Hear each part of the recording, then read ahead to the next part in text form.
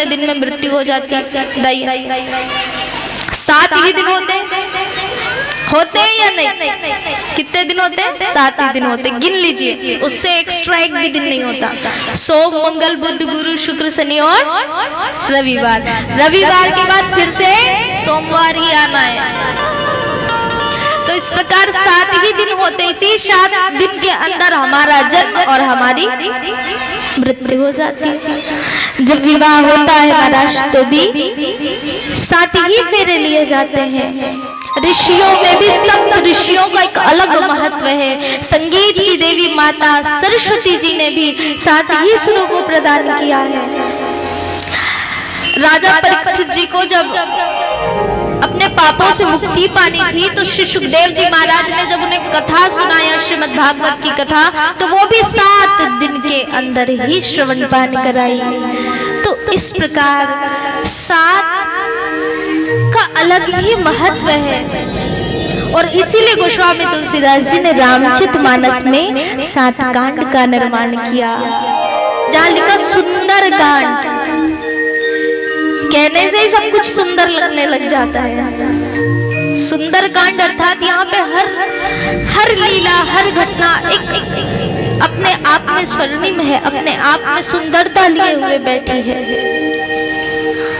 और इसका अर्थ अगर हम जाने तो सुन धन अंदर, अर्थात सुनकर के अंदर करना। अब भाई आप तो इतने ज्ञानी जन हैं, विद्वान हैं, मुझे बताने की आवश्यकता नहीं है कि किस बात को कथा में बैठ करके सुननी है और किस बातों को एक कान से सुन के दूसरे कान से निकालना है। कासा खाए सुन के बाहर निकाल दो, लेकिन जो व्यासपीठ से बताया जा, जो कथा मंच से बताया जा रहा है अच्छी बात है, वो आप ग्रहण करिए। तो आइए कथा में प्रवेश करते हैं। दोहा क्रमांक 4, जहाँ पर गोस्वामी तुलसीदास जी की लेखनी क्या कहती है। तात स्वर्ग वर्ग सुख होरा, धरहि तुलाइक अंग हो रामा, तुलन ताहि सकल मिले हो राम, जो सुख लव सत संग हो रामा। तात स्वर्ग अपवर्ग सुख, धरहि तुलाइक अंग, तुलन ताहि सकल मिली, जो सुख लव सतसंग। यह उस जगह की कथा प्रसंग है भैया, और बताओ जहाँ पर भगवान श्री हनुमंत लाल जी लंका में प्रवेश किए। 7 समुद्र लांग करके लंका प्रवेश किए। वहां पर लंकिनी ने रोका। देखिए, कोई भी कार्य जब हम करते हैं ना तो बिना विघ्न के कोई कार्य जो है वो पूर्ण नहीं होता। चाहे वो जीवन के कार्य हो, चाहे वो प्रभु का कार्य हो, चाहे कुछ भी हो। और ये भी कहते हैं कि जब तक संघर्ष ना हो जिंदगी में तब तक वो जीवन जीवन नहीं कहलाता।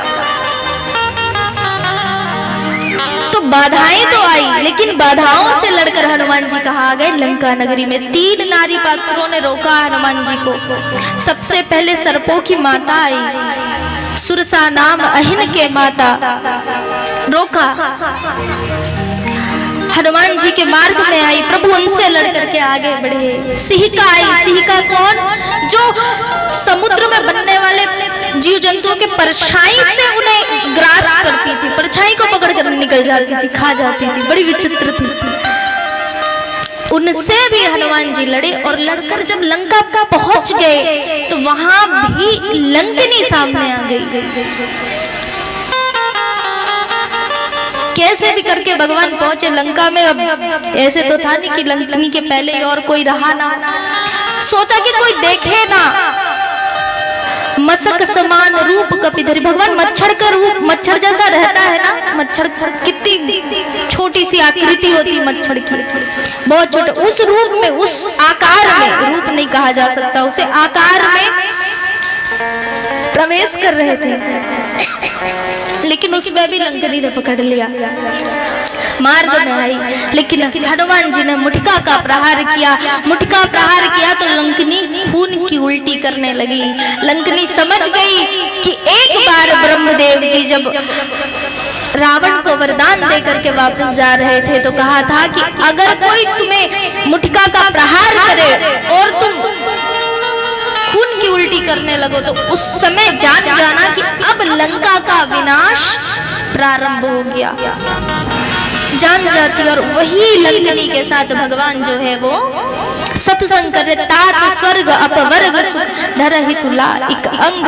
कहा कि स्वर्ग और मोक्ष सब सुखों को तराजू के एक पलड़े में रख दिया जाए और दूसरी ओर पूर्ण रूपेण सत्संग को रख दिया जाए तो वो सत्संग का पलड़ा सदैव भारी होता है, सदैव भारी होता है। ये सत्संग में शक्ति है, ये सत्संग का प्रभाव है, इसलिए सत्संग करना चाहिए। देखिए सत्संग दो शब्द हैं, सत और संग। कितने शब्द हैं? दो शब्द। सत अर्थात सत्य और संग अर्थात उसके साथ चल देना, संग कर लेना, उसे पकड़ लेना। तो सत्य है क्या संसार में? सत्य दो चीजें हैं। देखिए संसार में सत्य सिर्फ दो ही चीजें। क्या क्या? एक तो भगवान है, वो ईश्वर। हम यहाँ पर नहीं थे तब भी वो यहाँ थे, हम यहाँ पे अभी हैं फिर भी वो हमारे साथ है, जब हम यहाँ से चले जाएंगे तो भी वो यहाँ रहेंगे। तो ये प्रभु सदैव सत्य है जो सदैव रहने वाले। इसलिए कहा कि सच्चिदानंद रूप आए विश्वोत्पत्त्यादि हेतवे तापत्रय विनाशाय श्री कृष्णाय वयम नमः। सच्चिदानंद सत्य है। दूसरा सत्य क्या है? दूसरा सत्य है मृत्यु। लाख उपाय कर लीजिए मृत्यु से बचने के लिए, लेकिन उस मृत्यु से ना पहले कोई बचा और ना अब कोई बचेगा। बताओ रावण ने कितने उपाय किए थे महाराज मृत्यु से बचने के लिए? क्या क्या नहीं किया, लेकिन अंत तो गत्वा मृत्यु तो होनी ही थी। कितने उपाय किए थे, लेकिन मृत्यु निश्चित है। चाहे वो हमारी हो, चाहे वो आपकी हो, हर किसी की मृत्यु निश्चित है, इसे कोई बदल नहीं सकता। एक बार हुआ क्या, एक व्यक्ति था, वो मूर्तिकार था। क्या था? मूर्ति बनाने वाला। बहुत प्यारी मूर्ति बनाई महाराज, बहुत प्यारी। और वो मूर्ति दिखती कैसे थी पता है? बिल्कुल उस मूर्तिकार के जैसे, हूबहू एकदम सेम डिट्टो। 10 मूर्ति बनाई उसने, 10 मूर्ति बना करके खड़े कर दी। उसने ये सोचा था कि अगर जब मेरी मृत्यु आएगी तो मैं इन्हीं किसी मूर्ति में छिप जाऊंगा और मुझे यमराज पकड़ नहीं पाएंगे। और 10 की 10 मूर्ति ऐसे दिखती थी मानो वो जीवित है, ऐसे दिखती थी। अब होना क्या था? मृत्यु तो सबकी आती है, मूर्तिकार की भी मृत्यु आई। यमराज जी आए चित्रगुप्त के साथ, कहा कि आज इस मूर्तिकार की मृत्यु है, चलो चलते हैं। आए महाराज, देखा अरे यहाँ तो एक नहीं 10 मूर्तिकार हैं और सबके सब एक समान है, हम पहचाने कैसे कि ये कौन है? तो महाराज चित्रगुप्त ने इतनी प्रशंसा करनी चालू की। क्या किया जानते? कहा आहा कितनी सुंदर मूर्ति है, बिल्कुल जीते जागते मनुष्य की भांति। इसे कोई पहचान ही ना पाए कि कौन सी मूर्ति जीवित है और कौन सी मूर्ति निर्जीव है, कोई जान ही ना पाए। लेकिन यमराज जी मैं तो चाहता हूँ कि अगर इसे बनाने वाला मेरे सामने आ जाए तो मैं तो उनके हाथों को चूम लूं, इतनी प्यारी उसे इतना उपहार दूं कि उसकी मृत्यु तक तो टालने की मैं कोशिश कर सकता हूँ। इतना सुनना काफी नहीं था महाराज। जैसे ही सुना कि मृत्यु टालने की कोशिश करूं, इतनी सुंदर प्रशंसा सुन करके, प्रशंसा सुन करके वो मूर्तिकार फूला नहीं समाया, पीछे मूर्ति के छिपा हुआ था, बाहर आया, कहा अरे मैंने बनाई है ये मूर्ति, मैंने बनाई है। कहा बहुत अच्छा लगा ना, बहुत पसंद आया ना। यमराज जी ने कहा भाई पसंद तो आई, लेकिन आज तो मृत्यु है तुम्हारी, चलो अब हमारे साथ। पकड़ा और पकड़ करके ले गए। तो लाख करो चतुराई, पर ये जो मृत्यु है और जो कर्म है उसे कोई नहीं टाल सकता। कहते ना लाख करे चतुराई पर कर्म की लेख मिटे ना रे भाई। ये सत्य है महाराज, दो चीजें कोई नहीं बदल सकता। धीरे धीरे करके भगवान हमें संदेश देते हैं कि अब वो समय नजदीक आ रहा है कि सत्संग कर, क्या कर लो, सत्संग कर लो। भगवान कैसे भेजते हैं संदेश, कैसे भेजते हैं संदेश? सबसे पहले बाल पकने लगते हैं। बाल पकना शुरू हुआ मतलब समझ जाओ सत्संग का समय आ गया है। अब जो कुछ है प्रभु आपका है, यही कह करके सत्संग में लग जाओ। लेकिन हम क्या करते हैं, हम तो माया मोह में फंसे रहते हैं। बच्चे अभी बड़े नहीं हुए हैं, बड़े हो गए हैं तो विवाह नहीं किया है। अरे विवाह कर लिया तो नाती पोती को देखे बिना कैसे जाए संसार से। तो ये मोह है जो हमें पकड़ करके रखता है, और इस मोह के कारण ही सत्संग जो है वो हो नहीं पाता। तो बड़ा आवश्यक है प्रभु को जानना, उनके नाम को जानना, उनके संग को जानना।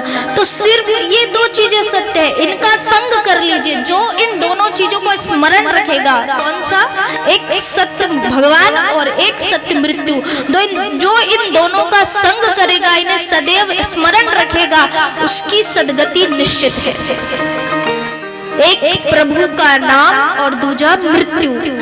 मृत्यु याद रहेगी तो कर्म नहीं बिगड़ेंगे। मृत्यु याद रहेगी तो कर्म नहीं बिगड़ेंगे। अगर पल पल आप कोई कर्म करते हैं, अच्छे कर्म करते हैं,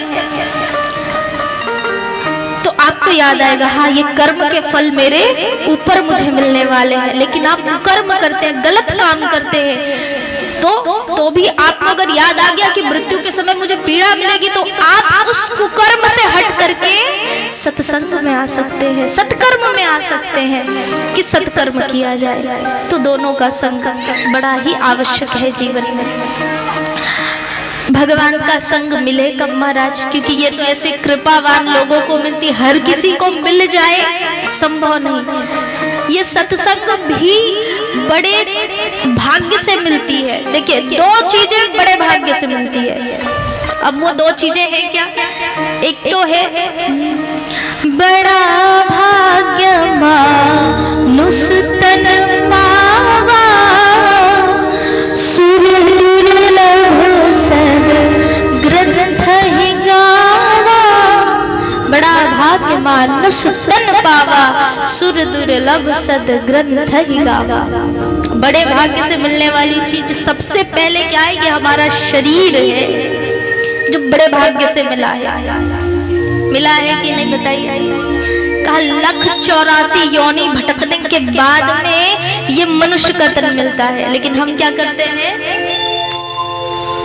इतनी मूल्यवान है लेकिन हम इसके मूल्य को समझ नहीं पाते, है ना? महाराज कोई गाड़ी ले ले 10 लाख की, कितनी? 10 लाख की, तो उसको इतने प्यार से रखते हैं, रोज एक बार धोएंगे। जब कभी भी चलाना हो तो इतने आहिस्ता से चलाते हैं। क्यों? खराब हो गई, 10 लाख की है और भी पैसे जाएंगे ना, तो मूल्यवान है, पैसे देकर के लिए हैं। और उस गाड़ी में जहाँ डीजल लगना है वहां तो मिट्टी तेल कभी नहीं जाएगा, भूल के भी नहीं, कभी नहीं। अगर गलती से चले भी गया तो जान निकल जाएगी। मानो 10 लाख की चीज है भाई, अब फ्री का थोड़ी ना है, बताइए। और कई वही मोटरसाइकिल आती है, वो पेट्रोल से चलने वाली है, वहां कोई मिट्टी तेल डाल दे तो बाप रे बाप। तो ऐसे उनकी प्रेम कितनी अधिक होती है, उनसे प्रेम कितना अधिक होता है, पैसे देकर के खरीदते। लेकिन ये अमूल्य है, ये शरीर अमूल्य है।